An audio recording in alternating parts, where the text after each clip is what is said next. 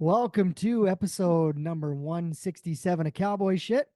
I am one of your hosts, Dustin Edwards, and beside me, The of lead course, host today. the lead host today. I've taken over the reins. I've got the headphones on my head. Yeah, it's the real deal, Dustin. Riding shotgun as always, Mr. Ted Stovin. Yeah, because I don't like to drive. He doesn't like to drive. And today we're coming to you live from Keynote 1, 18 floors high above the city of Calgary. What is that? Whoa. How do we get a thumbs down? We have some. People are already, We have gremlins in here. we got a thumbs down on the screen. That was weird. We're 18 floors high above the Calgary streets. City center. City streets where things are warmed up. The bums are out and Man. about in full swing and enjoying the weather down there. Jeez. Oh, that's now I got a thumbs up. There we go. What is going on? Oh, Is this some sort of a background or something? Just random thumbs up bubbles. I don't know what's going on. Might Anyways, be AI. let's roll on. Might be AI. I'll let you know when one happens. So we got an exciting show coming up later on that we'll talk about. We caught up Yeah. with Lee Olsen, Yeah, and I gotta throw this in there too. Great job to Matt Schneider, Matt the intern, not the intern. who's no longer the intern. Matt jumped on from all the way out of Nova Scotia. Dustin, you were busy at your day job. I was tardy for that one. Yeah, but Matt jumped in. He did a really great job. Yeah, Co-host, helping like guest co-host with me for the day. yeah, Matt. Don't try to outdo me again, son. but he did a really good job he's filling in awesome. your absence. So it was Yes. great. So He did a Matt, good job. Matt, the non-intern, They're no longer the was intern. doing non-interny things and earning a paycheck and getting on the pod. I gotta figure out what to call him now. He can't be Matt the intern anymore. Yeah, I'll have to come up with a name for him. Yeah. Yeah. Okay, any ideas? We'll work on it. Okay. Easter weekend. So as we talk now, we've just celebrated Easter Sunday, Yep. and we had food aplenty here up at the Keynote One. Allie made us a Fridge is full. turkey, mashed potato, carrot, cream corn, Ooh. hot cross buns, Ooh, and cherry pie homemade for buns, dessert. Allie? Oh no, she's No, thank you to Safeway for the contribution. And it's funny because I said earlier, oh, what a classic Thanksgiving Easter. Easter dinner. But I know sometimes I've said that in the past and people go, well, that's not like It's not classic. What we do something different. So what's your like classic Oh, holiday dinner? classic holiday dinner. Well, for it's like Easter? it's I don't know, it's whatever we decide. But this year it was brisket, broccoli, Brussels sprouts, no bacon, BBB. some potatoes, gravy, a salad bread. kit. Yeah, I hadn't cooked a brisket in a long time. The last brisket that I really remember cooking really well was with Monty Phillips at the house. Oh yeah. Yeah, we bought Monty a mattress that week, and because I was Monty's first ever mattress. we were trying to no, it was for our house, No. but we bought him a mattress so he'd have a place to sleep at our house.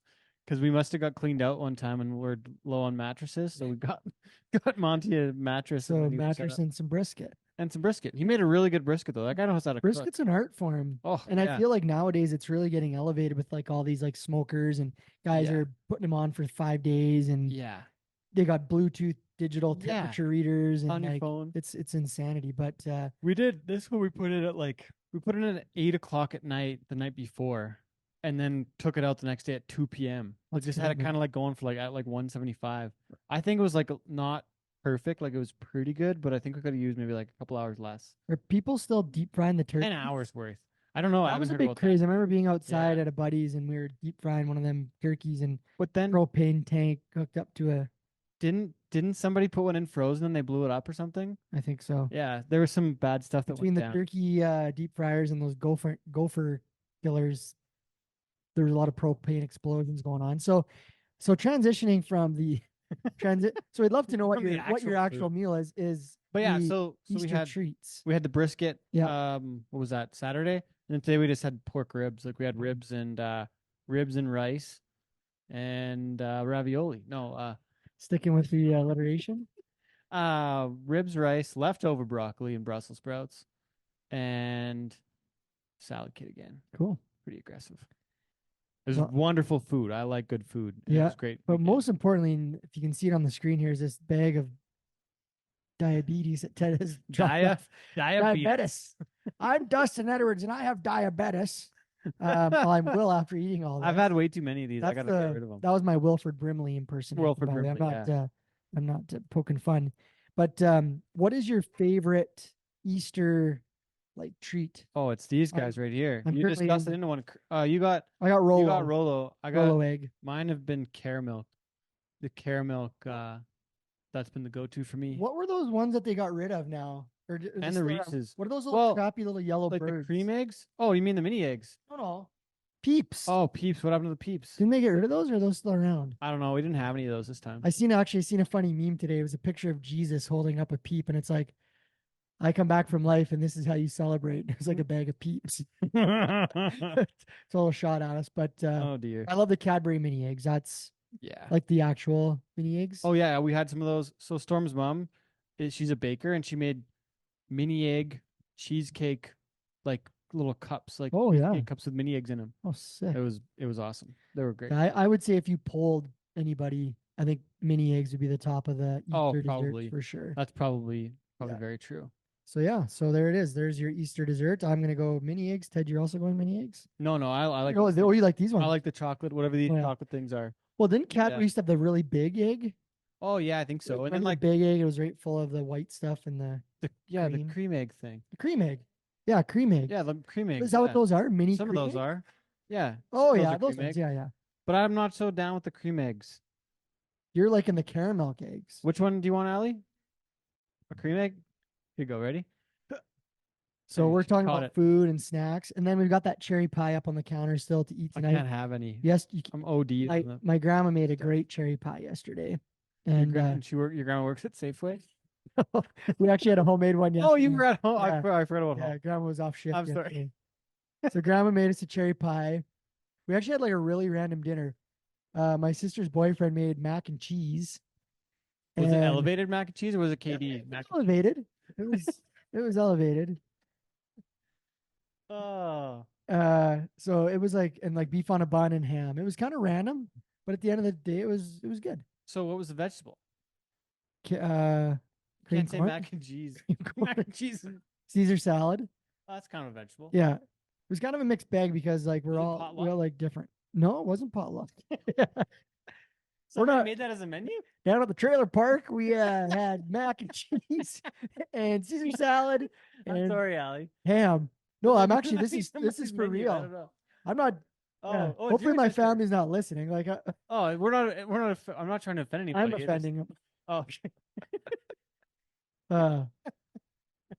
we can cut that part out if we have to. Well, no, but this is actually funny. So, my sister, if you listen to this ever, I don't know if she's ever listened, but I apologize. But I had this visual, like her boyfriend's got a really big beard, and he's like got the plaid shirt, the jeans, like he's a true farm boy from Big Valley, right? Like he's a farm boy.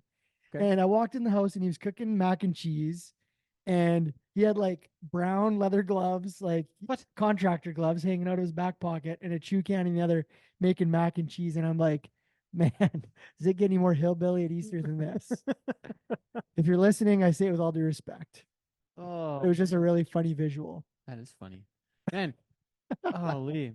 You know what else is funny? Probably the visual of us with this like power light thing on beside us in your windows, and the neighbors are probably like, "What are these?" Well, there's another tower right beside us, and one not far away over there, and we can always see in the windows. And actually, see that one right there? That's a full-on grow up. That's a grow up. Yeah, they're growing like basil though, and like we think there doesn't look like marijuana over there. But everyone can see, and like we can right now we can look into how many different people's units. Any weird stuff you see in the units? I haven't seen anything weird yet. They've seen you naked for sure? Yeah. Oh dear. But they're probably wondering what we're up to. I always gotta look out the window when I'm walking out to the kitchen in the mornings. Like make sure Storm closed the window to the street. So the people can't see your hang down? Yeah, but one time the other day though, I walked out there and I looked over, so I was like, oh shit, there's somebody walking by. Luckily they didn't look inside, but I'm fully naked and somebody was walking by on the street and the window's wide open. Did you give him a show? Give him a little twirl? No, luckily twirling dip. Luckily I didn't look over at it and I caught myself early enough. But well, it's funny because we've been out in the country, and now all of a sudden we're here, and I'm used to just letting her hang. It's not like they can see anything from over here, anyways. No. Is that a size joke, Ted? It wasn't a size joke. Keep the size jokes off the pod. It could be. This thing's really derailed here tonight. Man, but Easter, yeah. Tell us what your Easter candies are. Like I gotta say, I used to like the like pure chocolate bunny, like the. Oh, I remember how bad they were. There were some bad ones. There's some okay ones. But I remember the ones that had that little, remember the little candy eyeball. Oh yeah. And you'd peel the eyeball off and you have just a straight brick of chocolate. Yeah. See them around still at like Dollarama and Yeah. Walmart. And it's just like this big old brick of chocolate. Yeah. And then I like the white ones, the pure white Yeah, I ones. do like Love white the chocolate. white chocolate. White chocolate.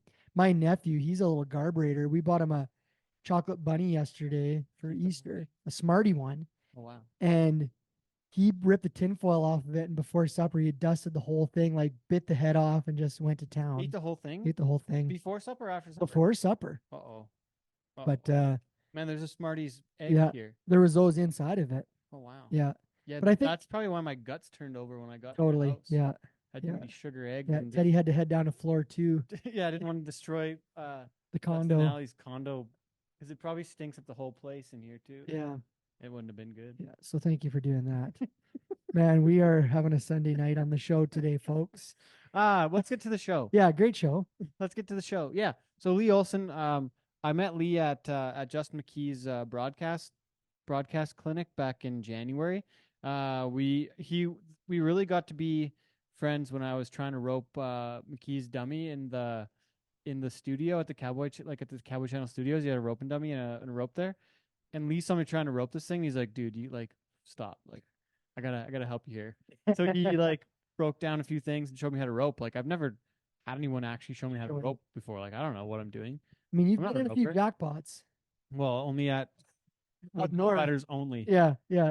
Bull rider roping jackpots. But yeah, we kind of connected there and then connected a few other times over it was only 2.5 days, but we got to be buddies there and knew some of the same people and then connected and yeah, we got him on a show. He's huge though in the farrier world. So if you know anything about farriers or if you want to know anything about farrier work with your horses, Lee got to be one of the biggest resources I think online. From what I didn't look at anybody and a lot of other folks in the business, but I mean huge resource. So hope you enjoy the show. Yeah, and since I'm the head host, I'm gonna cue it up. Do it. Here's the show with today's guest, Lee Olsen.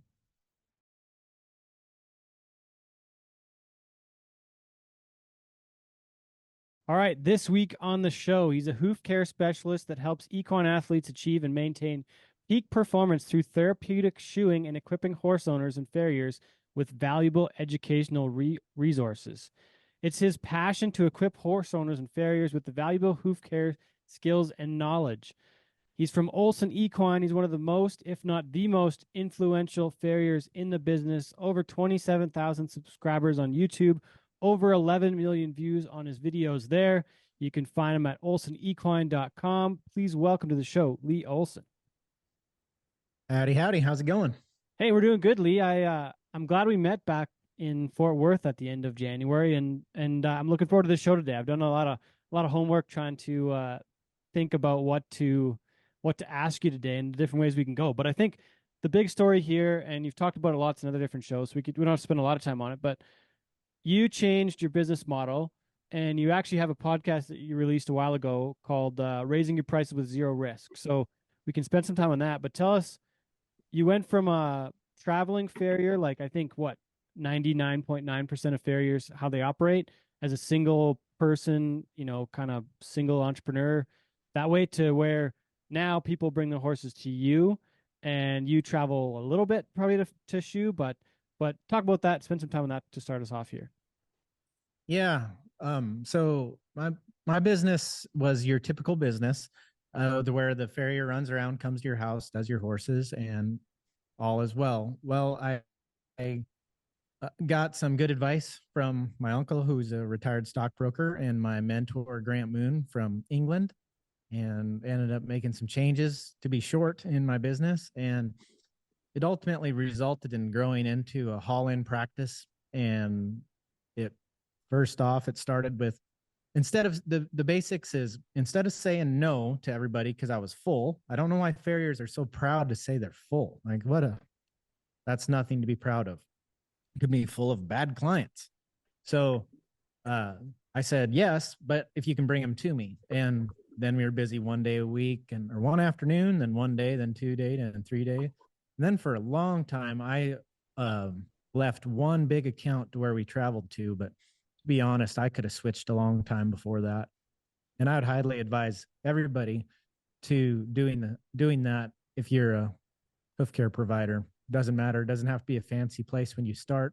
And the biggest misconception I see is people come here and they see this amazing shop, as you can see in the background. It's awesome. It's got climate controlled, it's spray foamed, individual stalls, lights everywhere, waiting room, and all that.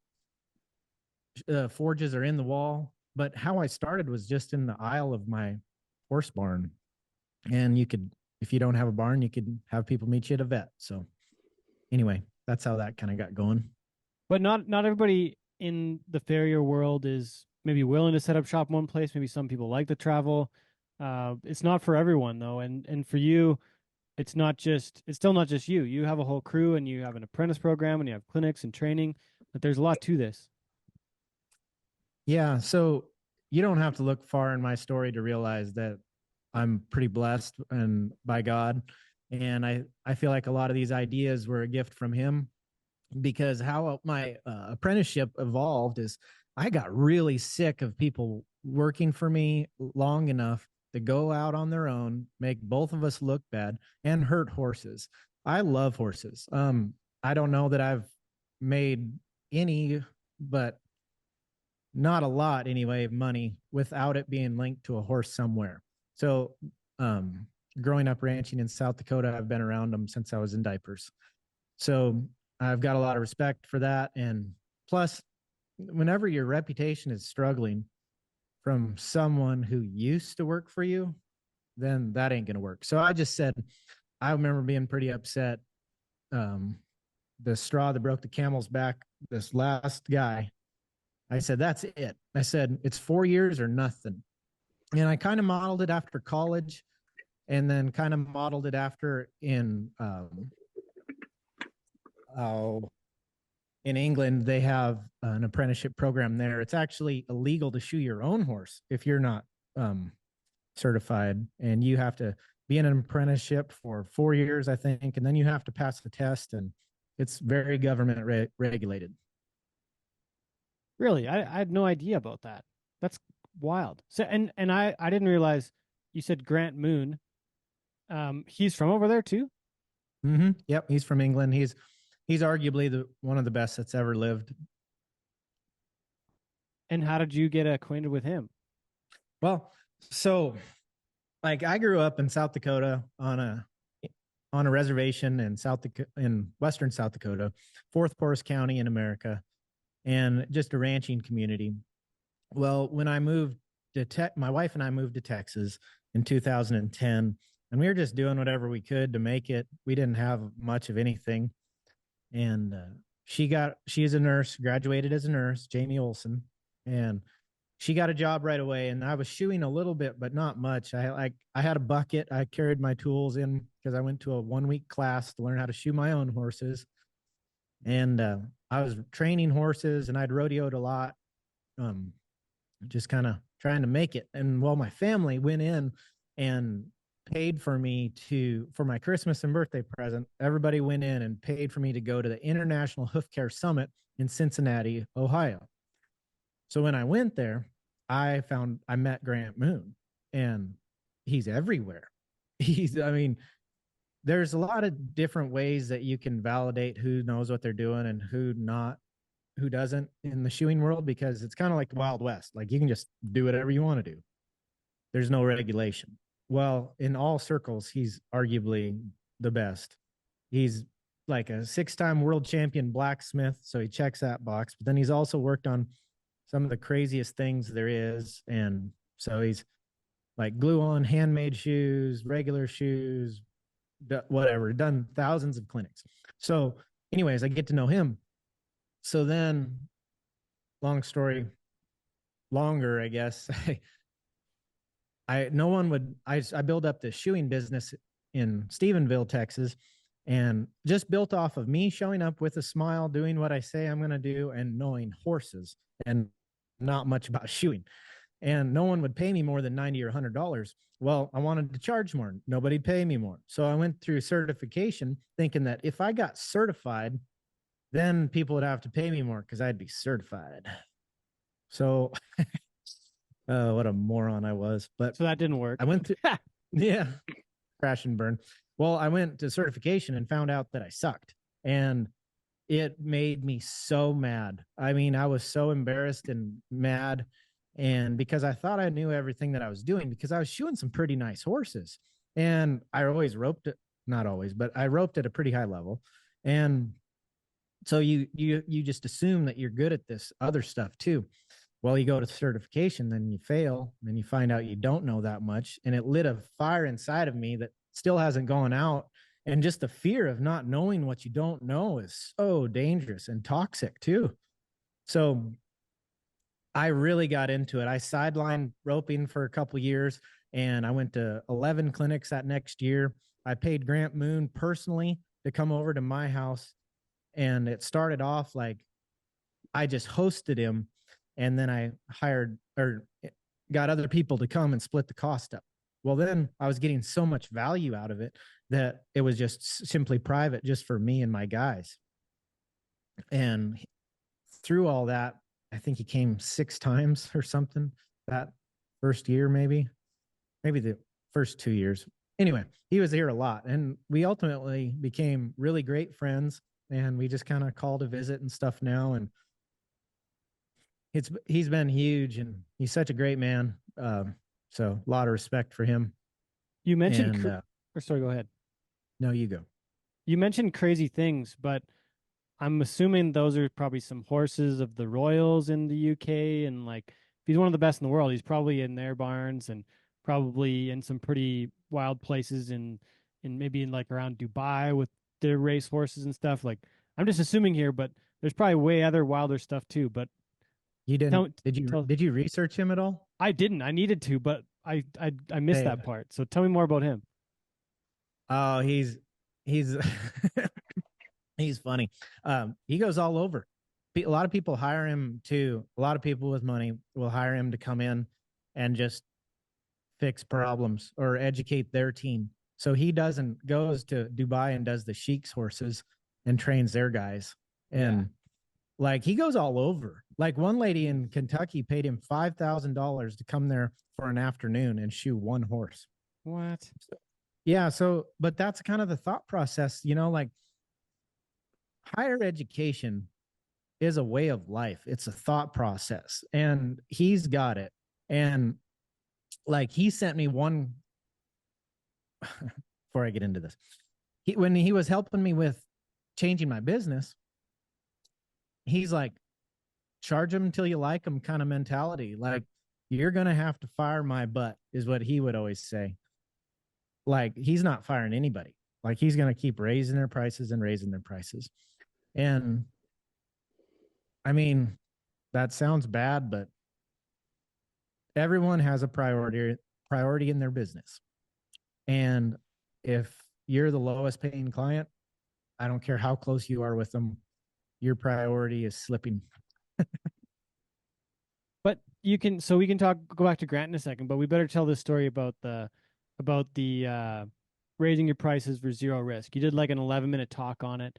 So just give us maybe the 3-minute talk about raising your prices and looking after your A clients and slowly kind of firing your D clients, but leaving space open to add more A clients. Oh man. Yeah. So I really think this applies to everybody. It doesn't matter if you're a horseshoer, horse trainer, carpenter, anything. So everybody has a book of business. And I learned this from my uncle, who is a retired stockbroker, Erdine Olsen. And he was always really good at talking numbers with me from a young age. And he highly discouraged rodeo too, because he just told me, he's like, Lee, I make more every single year than the people do that were in the top 3 in the world. And they didn't net that much. And then he instilled the big difference between net and gross, right? So just that thought process. And what he would say is that we're all the same. We're all wanting this cream of the crop. We all want the best clients that you can get. Well, the problem is that the bottom 20% of your business takes most of your time and makes the least money. So just categorize your business into A, B, C, and D, and just cut the D's, he said. Just get rid of them. If it makes you feel better, give them to somebody else, But the fact is that they're a drain on you, and it needs to leave room for getting better clients. And then at that same time, Grant Moon was helping me, and he goes, "What do you want?" I said, "Well, I want my business to have big cutting accounts in it because there's a lot of trims, there's a lot of profit there, and I dang sure don't want that now, but I did then, and I got it too." But he looked at my book and he said, "Where are you going to put it? You're full literally every day." I said, "Yeah." He goes, "Well, these people are going to want in right away when they call." He goes, so he told me I need to make some room. So what I did is I took from the advice from my uncle or Dean, the A, B, C, and D, instead of cutting the D's, I raised the D's. Well, if I'm talking like a 20 to 40% raise. So if you're paying 20 to 40% more, you're no longer a D. You're probably more like a B client. So, and I don't feel bad saying that. I know that sounds like a prick, but if I can make more money in a shorter amount of time and get home to my family sooner, my kids are going to like that. My family's going to like that. That's a huge win. And I think that should be all of our goal, is to get to spend more time with our family. Or if you're single, maybe your hobbies or whatever you want to do that grows your soul, and it'll be inspirational instead of just dreading going to your job. So that was kind of the short version on that. And from there, though, you took it and built a team. And we were talking earlier about how now you've removed yourself from a lot of parts of it, where you and Jamie and the kids can go rodeoing. And I was talking with Justin this morning, and he said she won 2 in Florida this last weekend. So things are looking up for her too. Now I got to ask about the barrel racing side of things, because I saw a post you had, and for all the barrel racers in the world, there's probably a lot of opinions on the best shoeing techniques for barrel horses. Right. But you had one suggestion that you made. It probably depends on every horse, but you had one that you made with some specific pieces. So you're talking about for barrel horses specifically? Yeah, I think you had a post about that. Did you not? There was something, I forget what the exact specs were, but you had kind of your setup for barrel horses on there. Yeah. So barrel racers are just humans, right? So we're always going to want to do whatever is working, whatever's winning, right? Well, the problem is like that doesn't always apply to your horse. Your horse is an individual, just like you and I are individuals. So those decisions need to be made on your individual horse. But here's what I would leave you with. We've shot some of the best in the world, barrel horses, and they all have the same similarities. It's just shoeing horses. They all have the same needs as a dressage horse has, or as the whatever industry has. That's just hoof care. That's just good shoeing. So when it comes to job specific differences, you're talking about traction, you're talking about slide, you're talking about this or that. Barrel horses, you should always be right in kind of middle ground, and you can lessen the traction or raise the traction. But if you have to put a lot of traction on a barrel horse, you are risking a lot. So the last thing I want to do is jump up there. So I would highly encourage like a St. Croix Eventer, or they have a cool remake of that shoe that came out called an Eventer Plus. And it's just right in the middle. It's got traction through the toe and flat through the heels. So if you go to jumping up to, say, a light rims next, which is fine if you need it, a lot of horses don't, or a flat shoe, which is less traction. But if you go all the way up to concave, and then they make even more aggressive called a sidewinder and all this crazy stuff. If it sounds like a gimmick, it's a gimmick. And if it's got the chance to really help, it's probably got the chance to really hurt. So if you're going to send in this 1,200-pound animal going as fast as it can to turn in the ground, and if that foot hangs up a little too long, you are going to tear that sucker apart. And I've seen it happen in our business. And it's sad, really, because what happens is that lack of riding is usually why you need a lot of traction. And I'm sorry if that triggered you or offended you, but when sorry, people Karen. Yeah. No, I mean, I don't like to make people feel bad. I want to make them feel good. But right now I'm speaking for your horse. Like, stick with me here. Watch your videos. If your horse is leaning really far, you're putting all the pressure on one certain limb. Well, now that one certain limb has 1,200 pounds on it. Actually, I think with the force, it's more than that. So it's going to slip. The horse doesn't need traction. He needs stood up. He needs to be more on his butt, less on his front end. It's the same in every event.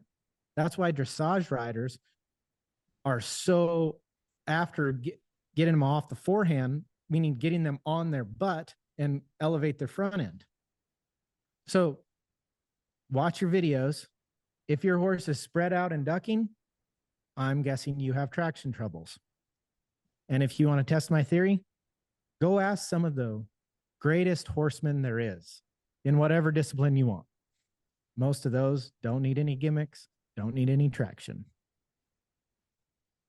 So now I want to ask, and Matt, jump in here if you got something you want to throw in. Yeah, I got a couple things actually that I'm pretty curious about. Okay, go ahead. One of which is your philosophy, and I found this quote on your website, which is, "I believe barefoot is the best way to go if your horse can handle it." And I thought that was really interesting coming from a farrier, where you'd think that's kind of a bit of a conflict of interest. So I was just wondering if you could sort of flesh that out, and maybe what does that look like? Do you see a lot of other farriers who aren't as good at the job, who are pushing certain things that are clearly bad for a horse? Well, I think one, if you're pushing anything, you're probably making it about you and less about the horse. So if you're a farrier and you spend more time worrying about what the horse needs, everything's going to be okay. So the more you learn about the horse, the more the hoof capsule was designed to be barefoot. I mean, these horses, they're all doing jobs they're not supposed to do. These horses were designed to be running around being wild horses. The problem is that we have distorted these horses so bad with our bloodlines by breeding, say, like pain horses. They get such a bad name because they just got bred for color. Well, what's the first thing you do if you've got this high performance mare that's amazing, but goes crippled? You're going to breed her.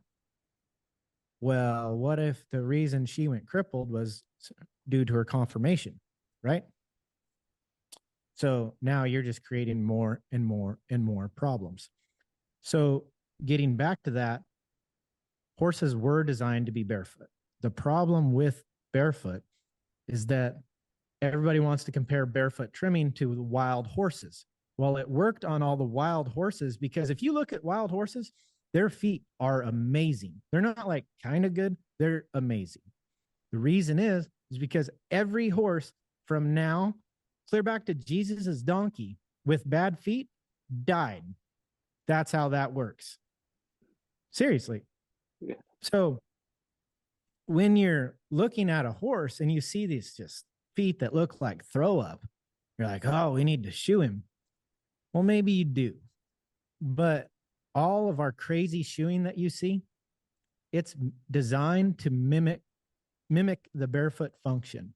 It could be looked at as a prosthetic, actually, to make the horse feel like it's barefoot, making up for the problems in the hoof. Because when you put a shoe on a horse, this is what the inside looks like. So if you put a shoe on the bottom, now you just made the frog right here even farther from the ground, okay?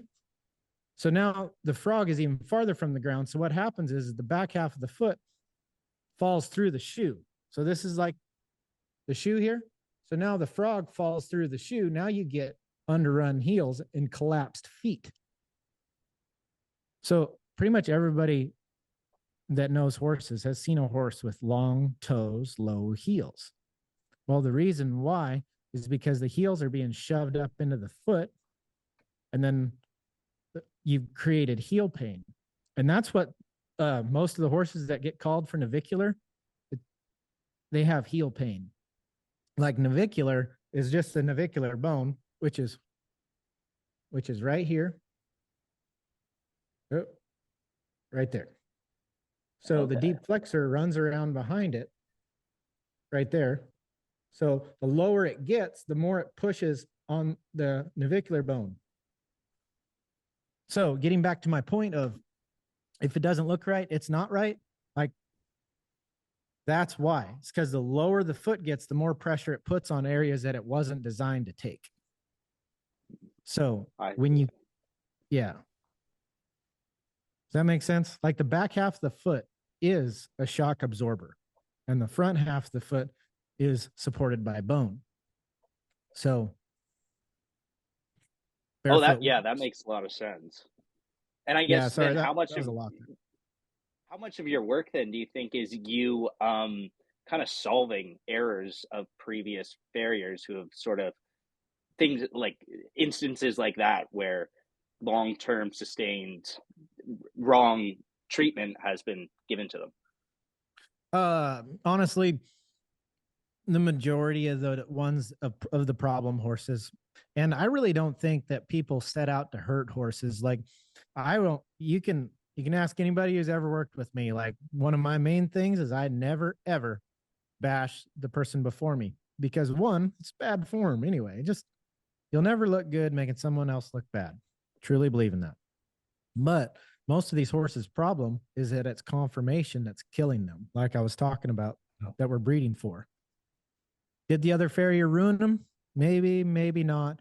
But I promise you, this guy didn't set out to ruin them. He might have not realized this horse needed something different. But yes, to answer your question, the majority of the time, something a little better might have been done to get this horse here. The thing is that it takes 8 months to a year to grow a hoof capsule. So it doesn't happen right away. Like, you can wreck the feet with this terrible shoeing for 2 or 3 times, and the foot's pretty resilient. And so it can take it for a while. And that's why you get away with such bad shoeing, like where I grew up in South Dakota, that whole area up there. They only shoe their horses, Canada too. They only shoe their horses a couple times a year. So that horse spends the majority of the time barefoot. And I always say going barefoot is like hitting the reset button. It just kind of lets everything expand and go back to normal. So does that make sense? Oh yeah, that makes a lot of sense.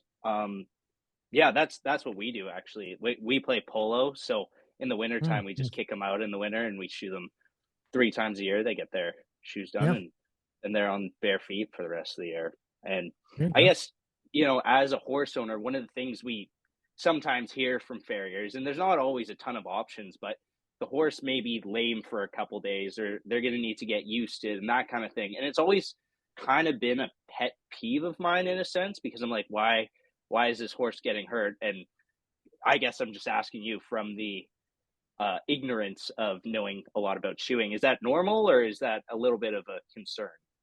So you're saying they're saying it's okay if your horse is lame for a few days after shoeing? Exactly. Yeah. Okay. Well, I mean, I've heard all that, and I've also heard, like, if they're not a little sore after you shot them, then you didn't take enough foot off. That scares me a bit. I think that's the dumbest, up there with the dumbest things I've ever heard. I feel like the whole job title is to do no harm, to help. And one thing I learned shoeing futurity horses, we did a lot of rein cow horses, a lot of cutting horses for many years. And what I learned in that is the importance of never having a bad day. So what I ended up doing is not trimming them so short. I leave them a little longer than some people do. And the reason is because you can ride them just as soon as I get out of the way. And if you're trying to train a horse and you have to take a week off, that's huge. Absolutely huge. Like, you just ruin their chances of doing anything. So, and plus you don't want to cause harm. So, and I'm not telling you to leave everything long. That's not an excuse, but just, that's why we shoe everything at 5 weeks instead of 6 or 8 weeks. And if you're trying to shoe them at 8 weeks, I don't care how you live, where you live. I don't care how that foot grows. That's not right. Like, unless you're just out there bouncing a ball beside them in your pasture or something, That ain't going to work. Like if you're a speed event, that ain't going to work. That's why they shoe for every 4 weeks on the racetrack. Length is leverage. Horses grow out of balance, not in balance. So from the time that you shoe them, when you set that foot down, every minute, every day, it's getting a little less desirable. So sooner you can get back to it, the less chance you have of injury, failure, or the whole thing with these horses is like the straw that broke the camel's back. Most of the injuries are repetitive strain injuries, meaning it's not this catastrophic event, stepped in a hole type of thing. It's abusing that. Just like every farrier out there, the majority of them have bad backs. Why? Because they're farriers, because they bend over. Well, it's the same way with a stopping horse getting sore hocks. So the whole thing is, that's why I say horse owners should get at least annual x-rays and have just a lameness exam done on their horse to stop problems proactively before they're big problems. Do you have anything more to add to that, Matt? I think you covered it pretty well. I was gonna maybe ask a question. I know you talked a bit on the NFR Extra about this, and you mentioned podcasting. You mentioned it a bit before, but when you were first starting out, you were saying, I know the exact quote from the podcast was just enough to be dangerous. I was wondering how that kind of thought process, how pervasive is that throughout the industry or with up and coming farriers? Man, it's huge. It's huge. The problem is like there's no regulation, and I'm not encouraging regulation because it seems like anything in America anyway that the government has touched is just turned to crap anyway. So I don't know why we'd want to do that. But the point of it would be it would stop horses from being hurt from people that aren't qualified. Because people buy a horse and then they treat them like a pet or whatever you want to do. Well, maybe it was a free horse. Maybe it was a $500 horse. Well, you charge what to trim them? No, I just won't trim them. Well, then you don't deserve to own a horse. If you're bargain shopping, that horse would be better off without you. Because if he was out there on his own, traveling, breaking his own feet up, he would do a better job. So I don't know. I just kind of pet peeve when horse owners do things on a budget. And I get it. I've been on a budget. I've been poor too. But if things are that bad, then don't own horses. Because what would happen is there would be no room for the person that was like I used to be. There would only be highly skilled tradesmen working on horses. And you'll never see me making fun of people online. Like I just try to encourage them and help them because I've been where they are. I've been that guy. But the thing is that I've hurt a lot of horses along the way with good intentions, thinking I was doing a good job.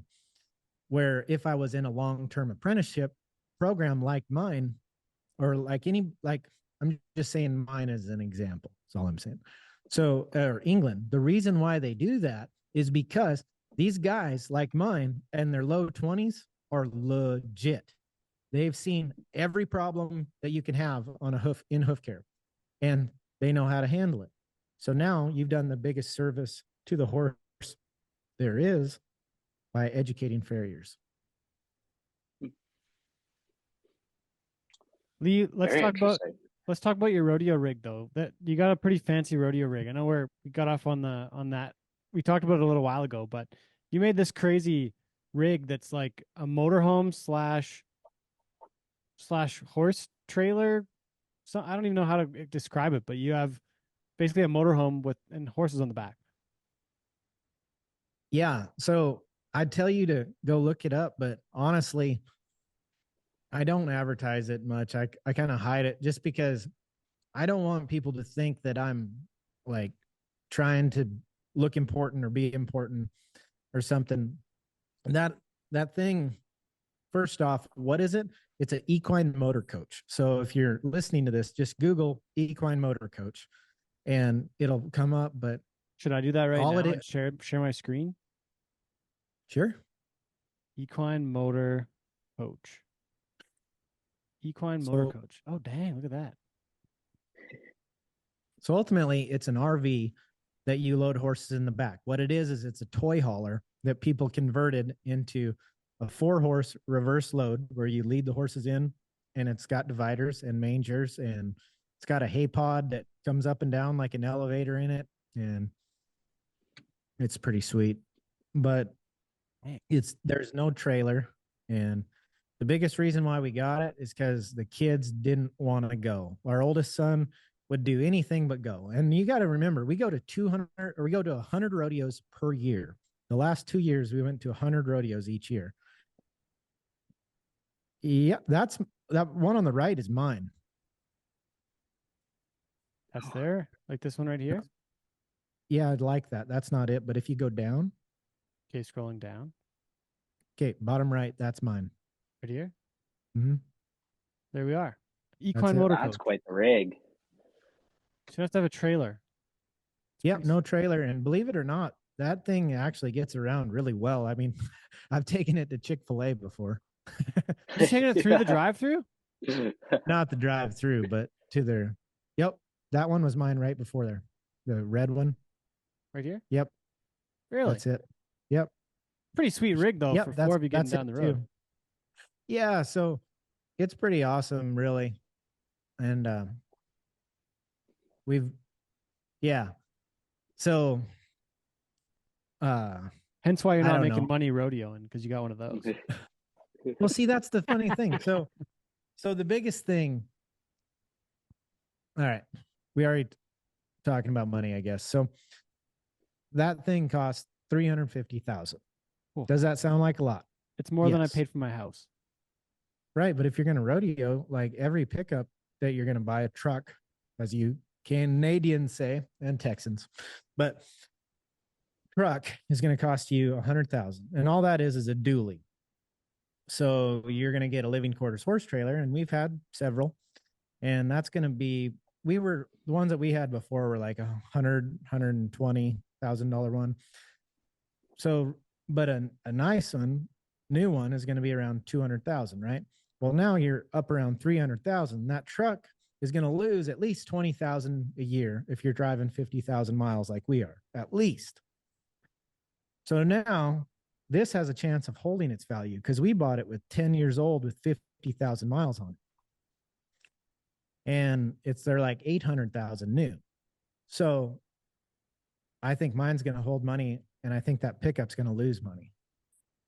And at the end of the day, yeah, that's what I tell myself. You can rationalize anything. That's what my dad would always tell me. You can rationalize yourself. You can rationalize anything and always talk yourself into buying something nice. That's true. Very true. But the fact is that we're not doing this to make money. The fact is we're doing this so Jamie to reach your goals, and we're doing it as a family because when I first, the reason why most of our clients are good with us, with me being gone, is because that's what I did the first year. I probably lost 30% of my business because I wasn't there, but I wasn't going to be one of the people that rodeo had split up their family, because it happens a lot. And I said, it ain't going to be mine. So I went, and I didn't leave my clientele in bad hands. My guys are legit. Like, they know exactly what they're doing. I've trained them for 4 and 5 years, and there's 4 of them now. So I left, and I lost 30% of my business. But the fact is that they're good with it because they have to be. And the way that why we have this is because, can you imagine being 2 years old like Eli was, my youngest son, and being in the back seat in a car seat for 50,000 miles and 100 rodeos? Ugh. Like, he's a sweet boy. But the last rodeo we went to that year, we were putting him in his car seat, and I'm putting him in, latching him in, and he slowly turns his head and looks at me, and he goes, "I want to be there." He hadn't even left yet. Oh man. So has Jamie won? Did she win most of her money just this last weekend, or is this 6,000 I'm seeing in the standings? Is that from before Florida run? That was before Florida, and she won like 9,500 in Florida. Holy, she's gonna be top 15 now. Yeah, so hopefully that's good. Holy She missed smokes. making it back at San Antonio by $500 too. No way. That kind of sucked. But she got into Austin, and that mare, she loves little pins. You should research that run, that or one of her runs. That mare is crazy. How do I She's find one? I can just look it up right now. We can watch it back. you could look it up on Facebook. Can you look it up on there? Yeah, probably. Yeah. Just go to Lee Olsen or Olsen Equine, CJF. Yeah, let me hold on. Okay, so we found a run here. We're gonna check it out. We're talking about the horse. Nice. So tell us about the run here, Lee. Okay, so this is harder than it looks. If you see Jamie's on the left side, this barrel pattern is offset. So getting around the first barrel was really hard for everybody. But look at this mare turn. And then it just shoots like a cannon out of the barrels. Like, it's ridiculous. I don't know why it's so glitchy, but Oh, it didn't work for you very well? it's Probably fine. internet. You got a couple pictures here, you kids though. You guys were cruising. Oh, it's a full fossil there. It was the ultimate trip. We went to 2 rodeos. Jamie won them both. And then we went to Disney World with our 4-year-old. It was just his birthday a couple days before. So we didn't have our oldest son Trace with us. He's 10, but he was on a fishing trip with his grandparents. So yeah. Oh, that's a good time. It was a big time. And then there was oh yeah, and then this other run too. Oh yeah. Right? Yeah, that was at this looks like Kissimmee. Oh, this is Okeechobee. Okay. The Kissimmee was inside. Kissimmee's closer to Disney World for those that might not be familiar with the Florida landscape geography. But pretty like I don't see them all because they're behind my screen here right now, but like pretty similar runs. They're not, yeah, like, yeah, similar... they kind of look like the same run, really. Almost, eh? What's funny though is like, I mean, I guess we're just country dumb, but we like water, you know, like the big thing is like rodeo can be a lot of work and it can suck sometimes. But if you try to find the fun of it, and for families, like see what's around the area, what can you do to enjoy your time there, kind of thing.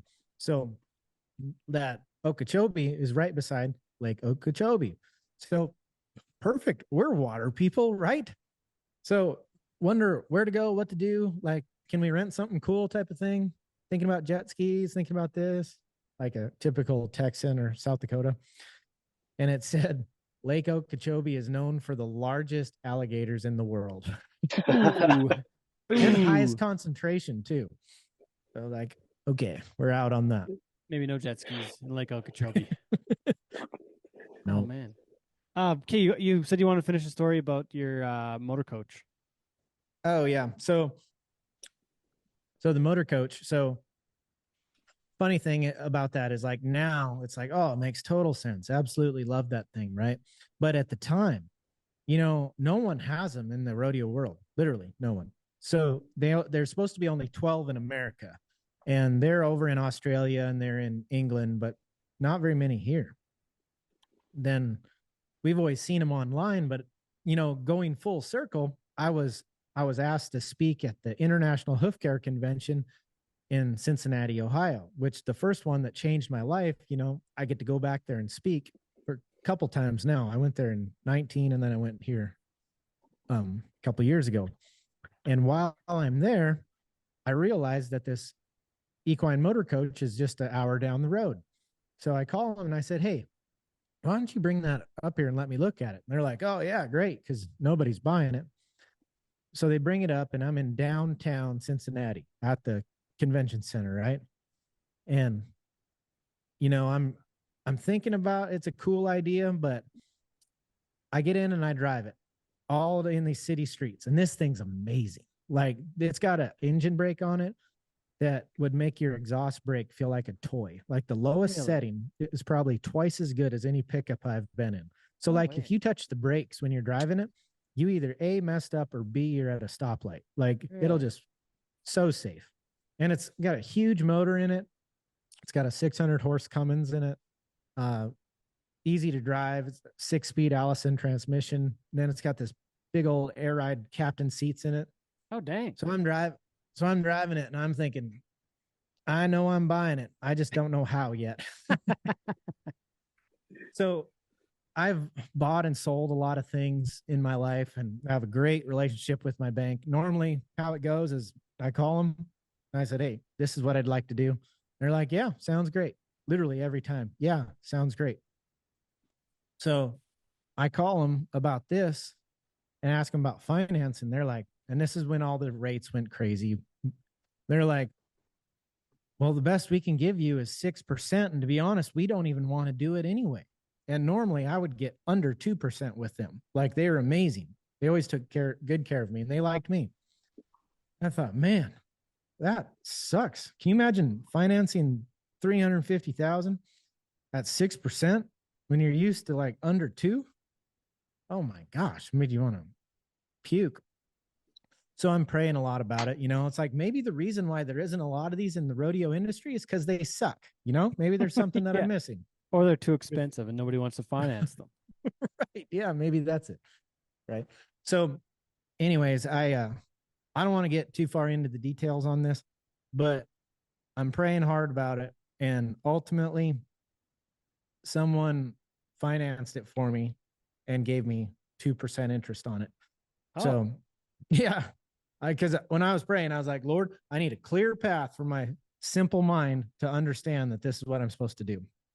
And there is more to it, but I'll leave it at that. Like it was a huge blessing. And the only bad thing about it is that everywhere we go, people are so bold. Like they walk up to you, and they're like, gosh, dang, that thing's nice, is what some people say. But then the other people are like, wow, look at these people, and you shouldn't care about what people think, but it's kind of hard not to. I purposely park in the back. Couple times I made a mistake and parked by the main road, like where people walk up. And I mean, I'm glad to have it and I'm very thankful, but it definitely doesn't go unnoticed. Yeah, fair enough. Well, speaking of what people think, I had a question about other farriers and what I wrote down was most farriers probably don't want to share all their secrets. I want to say that it's a little bit of a I'll let you speak to it here, but I'm wondering what the thoughts are with the other people in the industry with how many things you're putting online, all the videos, and kind of sharing these inside pieces to the business and training people. Because for so long, and maybe, and I think still probably everybody's kind of an owner operator, and you're cutting into his business because you're sharing these secrets or you're sharing this info. And speaking of what people think, I'm wondering what that's been like for you. Well, what a great question. And that's something that I think all of us have considered if you're talking about sharing information. But, like growing up in the cowboy lifestyle, the rodeo lifestyle, people help people. And I know it's not true that all people are good, but you want to assume that people are good. So I've always wanted to help people, I guess is what I'm saying. And, the thing that I've answered my selfish self with when I start wondering about, man, you're giving away trade secrets. You had to pay for this. What are you doing giving it away for free? You had to work your butt off to get this. How come they get it for free? And here's the point. When you get somewhere, you're supposed to reach back and lift someone else up. And that's what I try to do. And another thing is it like, it pushes me to keep getting better. Like you're either going forward or you're going backward. You're not hovering anywhere. I truly believe that. So when it comes to giving out information, you just have to look for the next thing. Yeah, you gave away all your secrets. Yes, I'm certain there's people that have watched what I do and taken horses from us and charged half price. And I'm certain of that, actually. But you know what? That's on them, not on me. And at the end of the day, I feel like God wants me to help people too. So I'm good with it. And if it helps the horse, then it's a win. But here's the other thing. On social media, if you don't take anything else from this podcast, think about this or write it down. You either are the product or you pay for the product. That's 100% fact. So what happens is that I give out all this free information, right? And then I charge my sponsors to be a part of it. So am I giving it away for free? Actually, no. So it goes two ways. At the end of the day, you're helping people and helping horses. It's a win, but I am a big fan of getting paid for what you do and what you know. Well, so for those wondering, they can find you Olsen.equine. Olsen, if you are just listening, it's OLSEN.equine. That's on Instagram. Olsen Equine CJF on YouTube. Tons of resources, almost 200 videos there. Facebook, your Olsen Equine CJF, located in Brock, Texas. But for those, I think this is more for the education side, but if people want to come learn, they can come learn from you, right? Like you've got clinics happening pretty often. There's the apprenticeship program. Like if somebody wants to learn shoeing, they can call you and get it done, right? Yeah. So I kind of cut back on the clinics. I used to do a lot, but my last one I did was in Maui, actually. That was a lot of fun. Not a bad place for that. Not a bad place. A vet actually, we were going there to see some friends, and then a vet that I've worked with before asked me to do a clinic there. And man, it was so fun. But just like I got tired of people hurting my reputation because they worked for me, well, the same thing happens at clinics. So someone comes to your clinic, and just because you gave them 2 or 3 days of knowledge, that's huge. The problem is that they don't stop. They stop there. Now they've got it figured out. Now they're worked under Lee Olsen, where that kind of burned me, and I haven't really done any more. But with that said, I've been wanting to do more clinics and wanting to do them here at the shop, but I just kind of got a bad taste in my mouth about that. But the way I look at education is that it's a constant daily thing. Going to one clinic doesn't define me. It helps me, shapes me, but onward and upward. With that said, where can people find me? I'm starting a new podcast called The Lee Olsen Show. And the whole point of that is there's a blood, sweat, and blessings portion to where I just highlight people's stories on people that have done cool things that are take care of their family and patriots and just the kind of people that we need. But I think everybody's got a story that got there, that of how they embraced the suck, how they got through something. And that's what we try to highlight there. And then the other thing is there's one of the best veterinarians in the world, Brad Jackman, and I do a series where we go over common lamenesses with horses and just problems. And it's so fun. He's so knowledgeable, and it's just a way of helping people with their horses. And then I do a lot of business stuff that I put on there as business tips, because I really think that all the things that I get asked to do at conventions and speaking engagements, they're not horseshoeing problems or people problems or self-employed problems. It's all the same thing. Lee, I got a couple more things before we wrap it up here, but tell me what your why is. My why is pretty simple, really. I guess I'm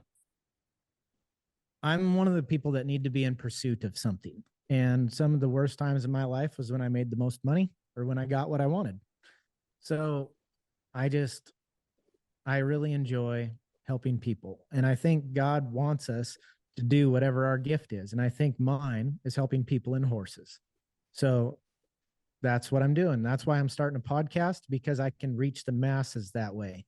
And it's a terrible idea, really, financially. It's going to take a lot of time. It's not going to make very much money. I'm not really selling a lot of products. So it's truly because helping people brings me a lot of personal satisfaction. And I believe that's me doing my gift. One of the questions we ask everybody is what their definition of cowboy shit is.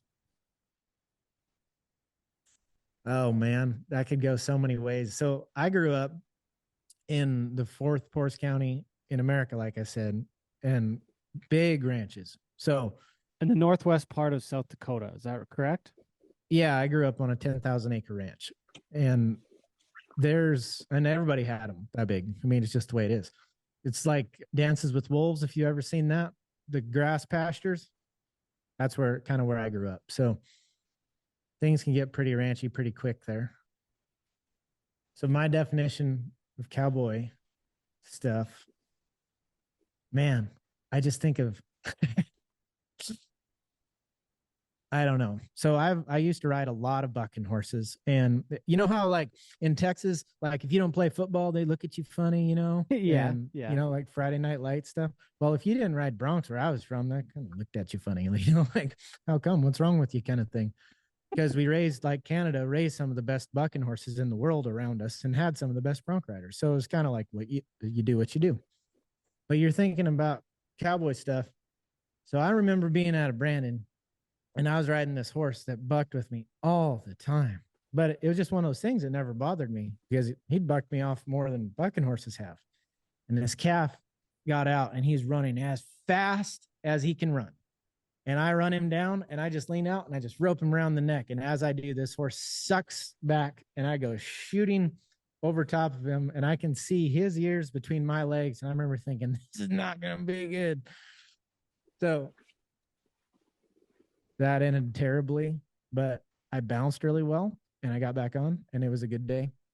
So when you're wondering what I think of, I don't know why. That's what I thought of. How'd you feel the next day? Well, good, but I mean, it happened all the time. I mean, it was on grass pasture, but which is pretty hard. But I know I did get bucked off here about a week ago or so, and I'd hate to get bucked off at 39 like that. I might still be laying there. Well, thanks for joining us here this on the show, Lee. Once again, you can find Lee Olsen and all of his assets, Olsen Equine CJF on YouTube, Olsen.equine on Instagram. You are on the TikTok and the website as well, Olsen Equine, olsenequine.com, right? Don't forget about the podcast. Yeah. Yes, sir. And the brand new podcast, The Lee Olsen Show. I think did I have any help in helping you name that in Fort Worth? We talked about what you wanted to call it. And I was like, just called The Lee Olsen Show. I think meeting you just changed my life, and I don't think I'll ever be the same. I was wondering though, didn't we talk about that in Fort Worth? You were trying to name it. Yeah, we did, and I was just curious your opinion of it. And I really hesitate to name it the Lee Olsen Show, but that's what Justin McKee said, a mutual friend of ours, and just kind of like you said, he goes, "You can call it whatever you want, but when I tell somebody about it, it's Lee Olsen Show." Yeah. Like, okay.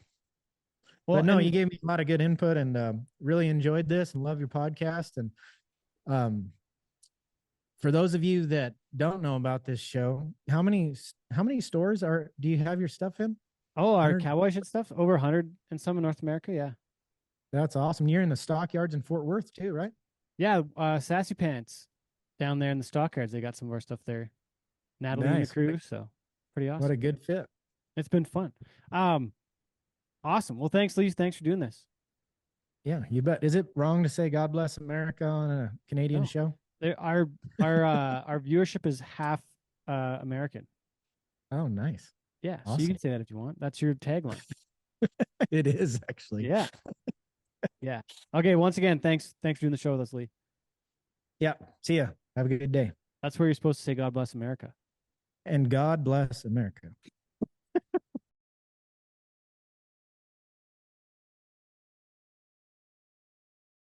Well, thank you to our guest, Lee Olsen, who was a great interview, great farrier. Yeah. And thank you to Matt, the intern, for stepping in and filling in for me on this one. Yeah. Good work, Matt. Yeah, good work.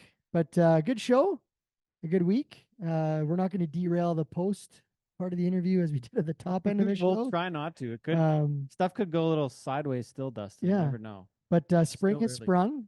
Tomorrow is April Fool's Day, so yeah. What's your best April Fool's prank ever, Dustin? Oh, because I know that you've been a bit of a prankster in your day. In fact, you were the subject of a prank just today in Calgary. I was? Which prank? Oh, dude, at the game. Oh yeah. Jeez, yeah, I got cake. You doughhead. I don't follow the Calgary. if you follow the Calgary Wranglers American League hockey team, it was Blasty, the shirt I'm wearing. Blasty, the mascot's birthday today, his 1 year birthday. Oh, that's cool. So Harvey the Hound gave him a cake, and I was wearing a San Jose jersey. That's who they were playing, the Barracuda. That was not a setup. And I got in on the birthday cake celebration, and dipped your finger in there, and then I got cake in the face. So it was a pretty viral clip today. But what did it feel like to get a cake in the face? Is that your first time getting a cake? It was my first time getting a cake in the face. Yeah, cake face virgin. Yeah, I licked myself clean. It was good. It was all whipped cream and chocolate. So. You said you were still sticky though. Did you have a shower after? I did shower. Yeah, you had to get I had to get home and shower. Yeah, so that was fun to be the stand-in for that. The things you'll do for money in sports. That's all I got to say. Did you get You didn't get paid? No extra bonus. I'm taking a day in lieu of for going in there and get cake in the face. That was cool. April's Fool's pranks. Man, you gotta have some good ones. Do you know what? What do you got, Allie? Yeah. What's your best one? One that had happened to you? Did you ever get pranked bad? I did all the old, like, I did the, saran wrap on the toilet bowl in my mom's bathroom. Oh, did she fall for it? Oh yeah. What I did what that did one. Devaney think of that? She was not happy. I've got her a couple times. Another one. There's some people that you can what? Oh yeah, when we did the Barney's, we did 2 at Barney's. The first one we posted was the biggest roller coaster in Canada was coming to Barney's called Gigantocoastersaurus. That everyone one was believed like it. Actually legit. Yeah. You like made some almost news about it. We got called from Global Edmonton, and they're like, "Hey, we'd love to post a story about you guys bringing this roller coaster to Canada." And we're like, that's a total prank. And the next one we did was the zebra. What was their reaction when you told them that? I think they were like, "How stupid are we?" Like, this probably some intern. This is supposed to be like a reputable news company. So we got him with that one, and then the next year we got the news. That's how bad it was. Yeah, we got the news. We got the news. That's ultimate prank. The next one, the next year was the zebra. I photoshopped a zebra in the pens, and the photo looked really good. Like it looked really legit. And man, that summer, the amount of people that were like, where do we find the zebra?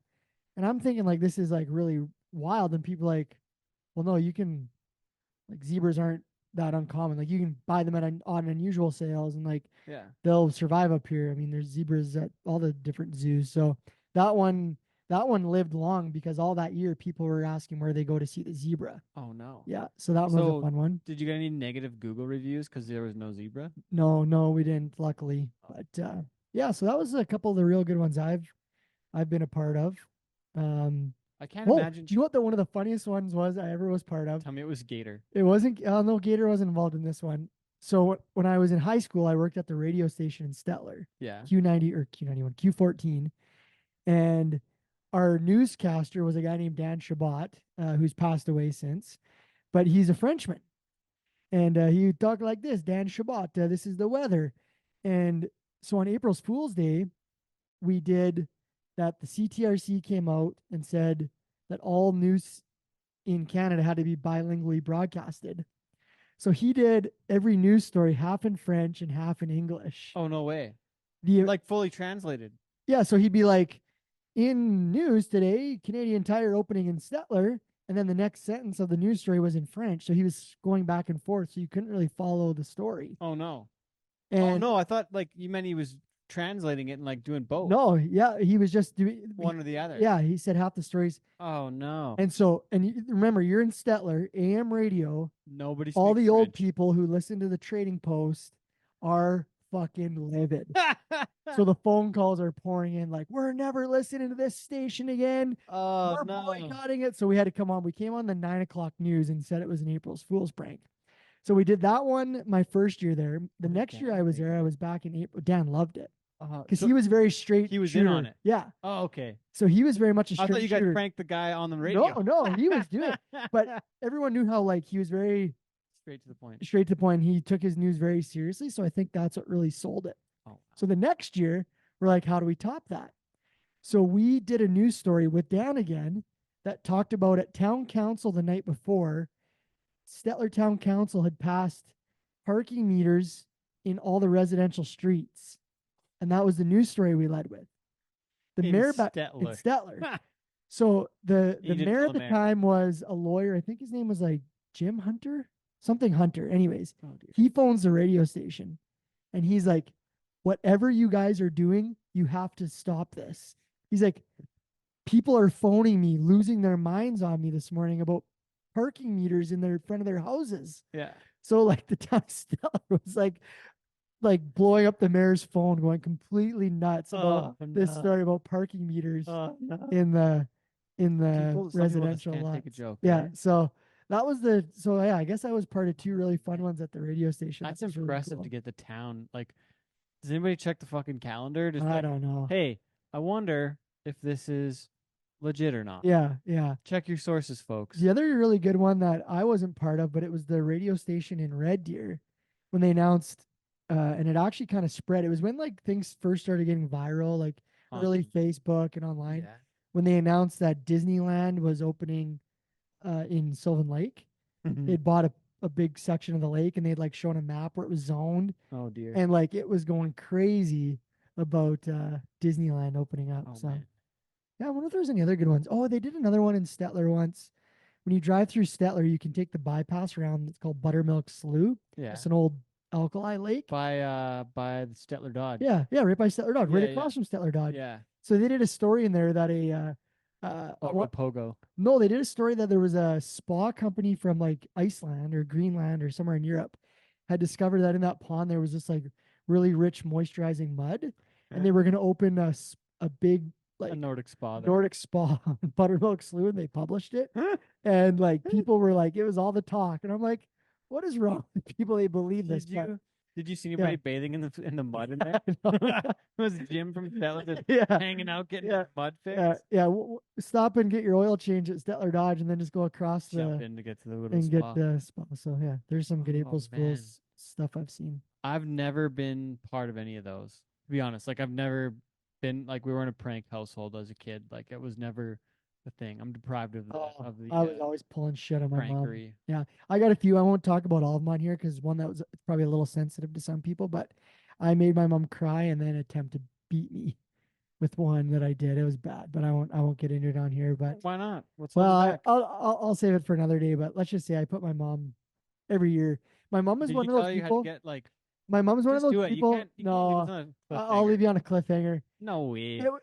I'll cliffhanger you it. Can't do it. But my mom is one of those people. Why she was so vulnerable is she's one one of those people that can never wake up like instantly.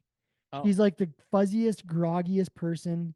Oh. Like if the fire alarm went off, it would take her a minute to check in and like, holy shit, I should get out of here. Get out of there. So I would get her like when she was vulnerable first thing in the morning, right away, and hit her with something. And she'd always believe it because she was too fuzzy enough not to realize it. And yeah, I did a couple on her at work when we worked for the same company. Like I came blowing in the door and I told her that like one of our gas plants on fire or something. Like really? Gets up screaming. And that was at Christmas. We did the fake lottery ticket. Oh really? So we always do scratch and wins in our household. And you used to buy at Spencer's the fake lottery tickets that had the winner in them. So one year we stuck a fake one, a $50,000 winner in the bunch of her real ones. Yeah. So we're sitting there and everybody's at the kitchen table that afternoon scratching tickets. Away. And all of a sudden she jumps up and she's like, oh my God. Oh my God. And me and my uncle Ian know that it's fake. Yeah. Next thing you know, my mom hits the ground. She's on her knees and she's crying and she's looking up to the roof and she goes, thank you, Jesus. Thank you, God. Like, this goes to show you how much $50,000 would have changed my mom's life at this point. Oh, wow. She's like, oh my God, thank you. Oh my, and we're like, what's going on? She's screaming, oh my God, I won. And she pulls out this $50,000 ticket and she's bawling and screaming and crying. And then we start laughing. And my uncle's like, look at the back, read the back. And on the back, it's like, gotcha, you've been pranked. She went ballistic. Oh no. I felt bad for her. I think she needed the cash at the time. Oh no. Sorry, Dev. Sorry, Dev. We got you. So. Oh no. Yeah. Some people are more prankable than others. Yeah. I'm a bit of a skeptic, so I think it'd be tough to be pranked. I love you to. You can try me. Yeah. I like to prank people. I like to shock and awe people or surprise people, I Fair. guess. Um, Gator I think Gator did some pretty good pranks in the day. And I don't know if he listens to this or not, but I did the old Kijiji prank on him. And I still think I've up until this What did moment, I put on Taylor Swift meet and greets. So I made a Kijiji ad and I said, for sale. I said, hi, I did a girl's name. I'm fundraising for my school trip to Europe. And I've got 2 Taylor Swift tickets for Edmonton with meet and greets. This is probably like 8 or 9 years ago. So Yeah. it's not like crazy T now. Swift yet. like now would be But- nuts. And then I put Gator's phone number on it and email. And he got inundated like bad. And he was even like, and I was like, he's telling me about, he's like, someone's fucking with me. And I'm like, oh, I stick to this day until he hears this. I was like, it was never me, man. I'm like, I swear to you, I never did do it. So no. Gator, 10 or 12 years God later, damn. I'm admitting I did the Taylor Swift prank. Oh, But like because it was my ad, he was messaging me on the ad please and was stop. like, I'm taking legal action. Like this has to end. Like this has Oh, to no. stop.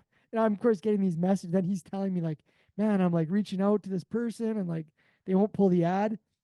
We'd have to get the number from him, how many people reached out, but it was Oh my goodness. it was a shit ton. Oh man. Sorry, Gator. Oh, I wonder. We'll have to review that on the next show. Yeah. But I was the victim of that one time. Skylar McBride and Devin Maisie, who Devin was just on the show a while ago. We never talked about this. I kind of forgot about it. But he and Devin put my Monte Carlo up for sale on Kijiji, my car.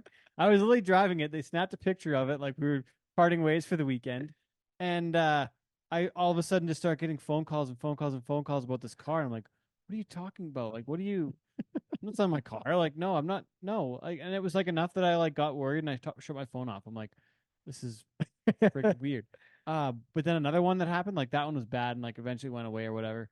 But then the next one that was kind of funny, I think Jordan Hansen got his nut stepped on really bad and it was swollen up like humongous. Like his one testicle was gigantic, and it was like black and blue and it looked kind of like an avocado.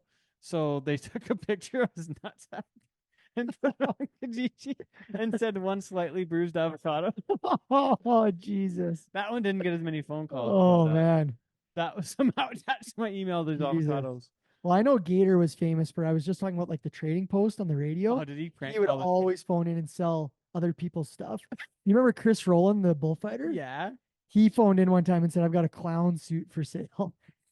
And whatever, and put Chris Rowland's phone number on. I think Chris like chased him around the shop. They used to work together and tried to beat him up. And then he used to sell our buddy Chris Janke's truck, all sorts of things. He'd phone in and do fake voices and sell his shit on there. So those were the days. Oh, that's funny. Those are the days. Man, you know who else we could usually prank really well was Donnie Johansson. Oh, yeah, Donnie? Oh man, so well actually funny story, we were just in Phoenix the other day and drove the truck home and whatnot, but like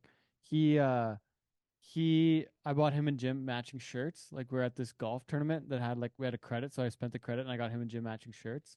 So that was kind of fun. But Donnie, our friend in Lethbridge, Lacey O'Donnell, has the store Western Stockman, and she one time taped like tampons to his like back windshield wiper. That was a good one she had.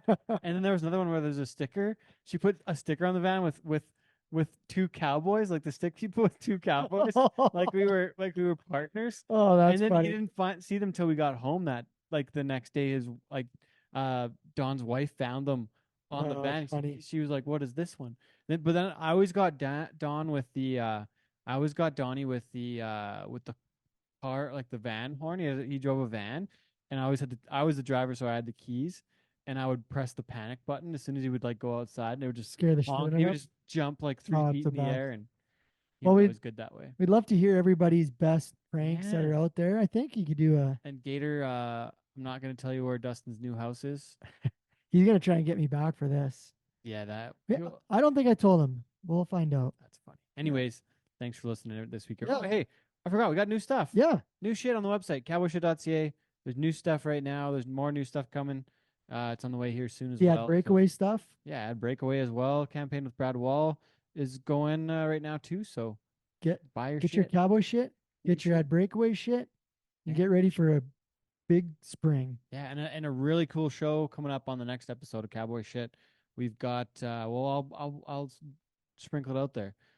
She's opening for Charlie Crockett in May here in Canada. She's I think she's gonna be a big star. Nolene Hoffman on the next episode. We had her live in Cowboy Shit Studios at the headquarters with the guitar. Yeah. First ever live music performance on the show. In the living room. Second one in the living room. First one recorded for the show that was in the daylight. That's gonna be that was a fun show to do. Really cool. And then a couple other good ones coming up.